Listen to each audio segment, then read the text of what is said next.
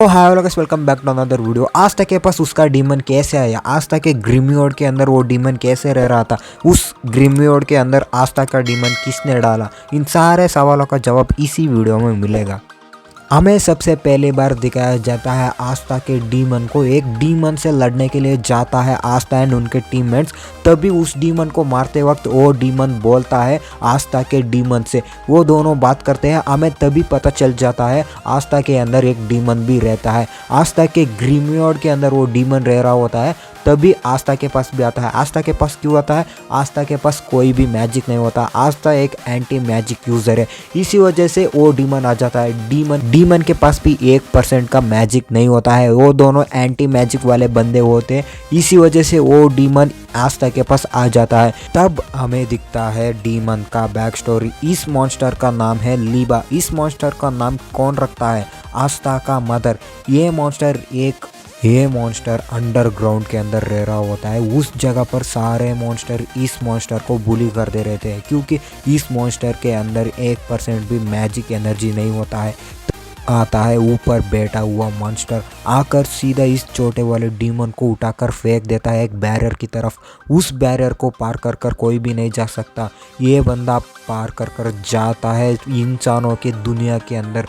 वहाँ पर कुछ मैजिक यूज़र्स मिलते हैं, इसको बुरी तरीके से मार देते हैं। ये किसी जंगल के अंदर पड़ा हुआ रहता है, तभी आस्था का मदर आकर इसको रेस्क्यू कर लेती है। उसके बाद इस मॉन्स्टर को ले जाती है अपने घर। उसके बाद इस मॉन्स्टर का कुछ जख्म भी भर देती है, तभी ये मॉन्स्टर उठ जाता है। उसके बाद उसकी माँ बोलती है तुम बुरी तरीके से चोटिल हो चुके थे, मैं तुम्हें बचाया। उसके बाद उसकी माँ बोलती है मेरे अंदर कुछ पावर है, वो पावर है मैजिक अब्जॉर्ब करना। मेरे पास जो भी बंदा आता है उस बंदे का पूरी तरीके से मैजिक एनर्जी अब्जॉर्ब कर लेता है मेरे बॉडी। मैं चाहकर भी उस चीज़ को रोक नहीं सकती, इसी वजह से मेरे पास कोई भी बंदा नहीं आता।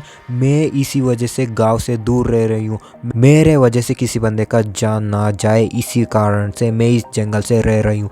तुम कुछ और बने हो, मेरे पास आने पर भी तुम मरे नहीं। शायद तुम्हारे अंदर कुछ भी % मैजिक एनर्जी नहीं है, शायद तुम मेरे बेटे होने चाहिए थे, हम दोनों हंसी खुशी से रह सकते थे। उसके बाद हमें दिखता है ये दोनों एक साथ रहने लगते हैं।